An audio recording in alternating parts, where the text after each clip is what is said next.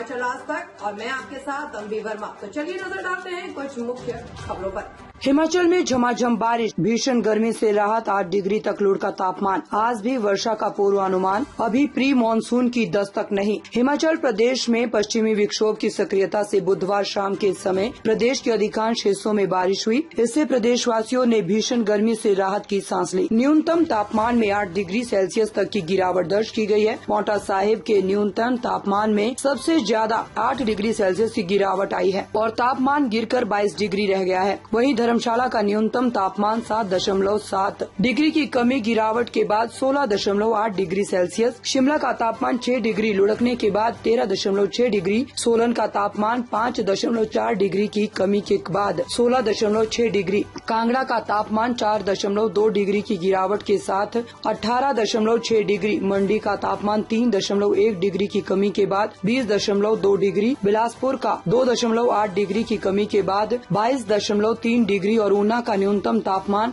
3 degree की कमी के बाद 22 डिग्री रह गया है।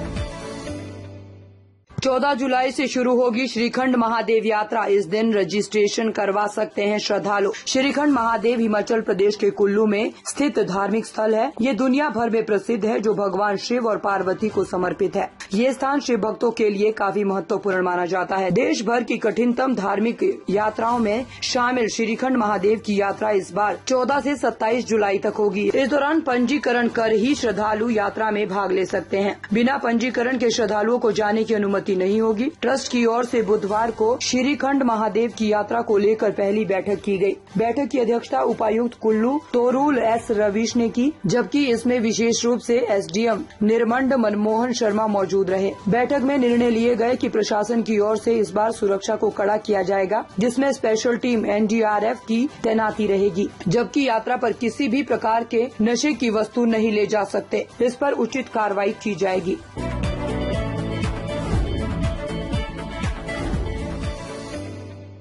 बिलासपुर कोर्ट के पास चली गोलियां, पूर्व विधायक बंबर ठाकुर पर हमले का मुख्य आरोपी घायल। जानकारी के अनुसार कांग्रेस के पूर्व विधायक बंबर ठाकुर पर हुए हमले का मुख्य आरोपी सौरभ पटियाल अपने साथियों के साथ पेशी के लिए कोर्ट आया था। आरोपी को करीब 1.5 महीने पहले ही मारपीट मामले में जमानत मिली थी। इस दौरान अज्ञात लोगों ने पटियाल पर गोली चलाई। बताया जा रहा है कि आरोपी गोली चलाने के बाद कोर्ट की तरफ भागे। डीएसपी मदन धीमान ने कहा कि एक आरोपी को पुलिस ने पकड़ा और एक भाग गया है। गोलियों से गाड़ियों के शीशे भी टूटे हैं।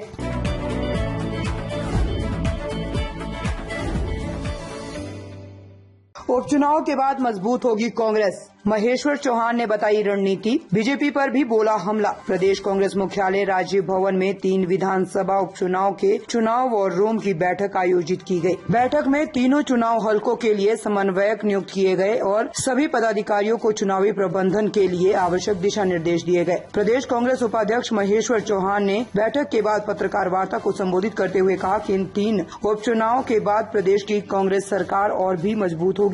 कांग्रेस विधायक दल की संख्या 38 से बढ़कर 41 हो जाएगी। महेश्वर चौहान ने कहा कि प्रदेश में जब से कांग्रेस सरकार का गठन हुआ है, सरकार ने प्रदेश के हर वर्ग को राहत पहुंचाने का कार्य किया है। कर्मचारियों को पुरानी पेंशन बहाल और महिलाओं को 1500 रुपए सम्मान राशि देने की महत्वाकांक्षी योजना को शुरू किया गया है। उन्होंने कहा कि नेता प्रतिपक्ष ने महिलाओं को सम्मान राशि रुकवाने के लिए चुनाव आयोग का दरवाजा खटखटाया।